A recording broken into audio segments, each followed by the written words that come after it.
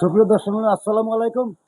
আমি ছাপাখানা থেকে হাবুলের পুকুর যে সংযোগ সড়ক, এই সংযোগ সড়কের পাশে মাঝখানে দাঁড়িয়ে আছি। আমি আমার হাঁটু পর্যন্ত, আমি অনেক লম্বা হওয়ার পরেও হাঁটু পর্যন্ত পানি তলিয়ে গেছে। তারপরেও এই দেখুন আমাদের বেহাল দশা। এখন এখানে ভাই, আসসালামু আলাইকুম। আপনি কেমন আছেন? ভালো আছি। আপনি আপনি তো ভালো এই আছেন? এলাকার এই লোক নাকি? জি, জি। এই এলাকার অবস্থা সম্পর্কে আপনি কিছু বলবেন কিছু? কি বলবো? একটু বৃষ্টি হলে আমাদের অবস্থা একদম যাতা হয়ে যায়। এই রোডে পানি ঢুকলেই গ্যাস, বিদ্যুৎ সব বিচ্ছিন্ন হয়ে যায়। আমরা আজকে অনেক দিন যাবৎ এই পানির নিচে তলায় আছি, কিন্তু কোনো ব্যবস্থা কর্তৃপক্ষ নিচ্ছেন না। এখন কর্তৃপক্ষ তো সব কাজ উন্নয়ন কাজ করতেছে, অর্থ উন্নয়ন কাজ করতেছে। সেই উন্নয়নের পরে আপনারা কি উন্নয়ন পান না? আমরা পাচ্ছি না। উন্নয়ন চারিদিকে হচ্ছে, কিন্তু আমরা পাচ্ছি না। এখন আমাদের এই এই ঢাকা, যেটা ঢাকা, এই ঢাকা শহরে তো এই ফাঁকা, এই যে বর্ষায় বৃষ্টিতে সব কিছু তলিয়ে গেছে।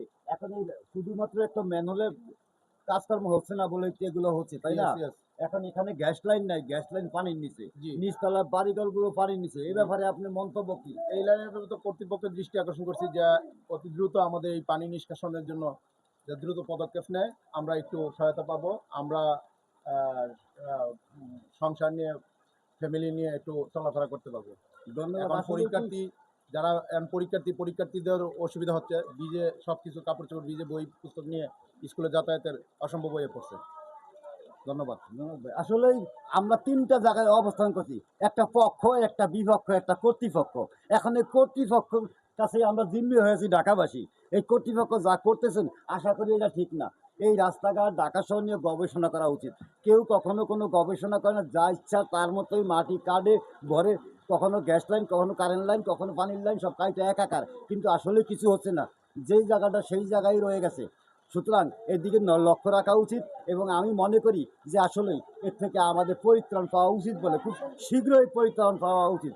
এখন বাংলাদেশের যে নতুন সরকার, তাকেও দিশি দেওয়া উচিত।